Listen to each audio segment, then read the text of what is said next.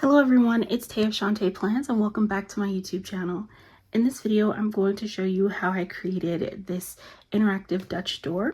This is a technique I've used a couple of times in my bullet journal so far, and what I really love about it, I really enjoy doing these Dutch door spreads in my bullet journal, but this gives me the option to have a little bit of extra room because instead of just having this main panel of it being the shorter page, I also have this additional flip panel that I can write on as well. And so it gives me a little bit more room when I'm doing this style of interactive Dutch door, and it's a lot of fun.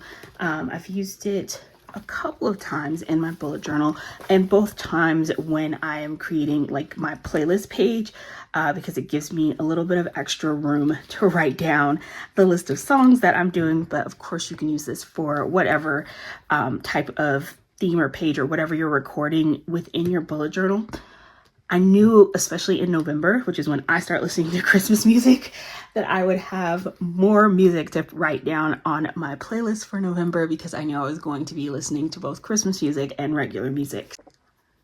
I also did this for the first time in July, so it doesn't necessarily have to be like Christmas themed at all.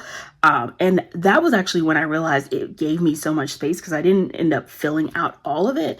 And so when I got to November and I was like, oh, I know I definitely need a lot of space, that was the first thing that came to mind because I remember I'd made this in July and it gave me so much room to work with, and it was a lot of fun, really easy to create. And so I went ahead and created this little mock spread for you all so that I could talk you step by step through the process of how I create these. It's very simple, very fun. And I love it because it has this little tuck spot. And so that way, when I'm opening and closing my bullet journal, I don't have to worry about the flap getting in the way or getting bent or anything like that because it's tucked nice and neatly. So if you would like to see how I created this, please just keep watching. We're going to begin by folding the page in half, but I don't want to take the fold all the way to the spine. I'm actually lining it up with the first row of dots, and so that way I can just go ahead, fold it, take my bone folder, and make sure I've got a nice good crease on the edge, which is going to help it to lay flat. And now I'm drawing out the tab shape. I counted in 15 spaces on each side. That way I knew I was getting an even amount of space on each side of the tab, and the tab was going to sit right in the middle of the page. Now that I have that sketched out, your pencil is your best friend when it comes to your bullet journal. I use my pencil and eraser so much. But once I've got that drawn out, I can just take my scissors, follow along my pencil markings, and cut out my tab shape. Now I'm taking my self-healing cutting mat, and I want to cut the opening where I'm going to insert the tab. And so I just want to mark off the length of the tab so that way I know exactly where I need to make my cuts. And I want to make sure it's kind of towards the mid or upper part of that tab, because you want to make sure that enough of your tab sits inside of the opening that it actually holds it down. If you make this opening too low on the length of your tab, then it may have a problem with it like very easily slipping out. So you want to try to get it so that it's sitting comfortably inside of the insert that you create. And with my craft knife and ruler, I'm just going to cut that very slim long rectangle, and that gives me the perfect opening, and my insert sits perfectly inside of there, and I know that it's going to actually hold it closed. And so next thing I want to do on the page behind it, I'm just going to mark out the same length as the half Dutch door half page that I've created, because I'm going to cut this and glue these two pages together. That way we can cover up where that tab is poking through, because we don't want to see the back of the page. By cutting a second page and adhering the two pages together, it's going to make everything look seamless and very polished and pulled together, so you don't have any tabs showing on the opposite side of the page. So now that I've got that done, I want to reinforce the opening that I cut into the page, and so I'm just taking some leftover stickers here and I'm going all the way around that opening with the stickers. And by doing that, it's going to make it so that all the times where I'm opening and closing this page, I'm not going to have to worry about ripping up the paper. And again, I'm just using leftover stickers for this because it's not going to be shown, so you don't have to worry about the stickers looking pretty or matching your kit or anything like that. Then I'm just taking my glue stick and anywhere I don't have that sticker on the page, I am covering it with this glue stick and just making sure I get good coverage. And then I'm just going to close that second page right over on top of it. And now that I've got those adhered together, we've got finished look on both sides. Opening up my insert, I'm going to begin drawing in my tables, and the great thing with this, you can add in any types of tables or lists or whatever you want to put on the inside of it. You've got plenty of room to get very creative on the inside and make this super functional.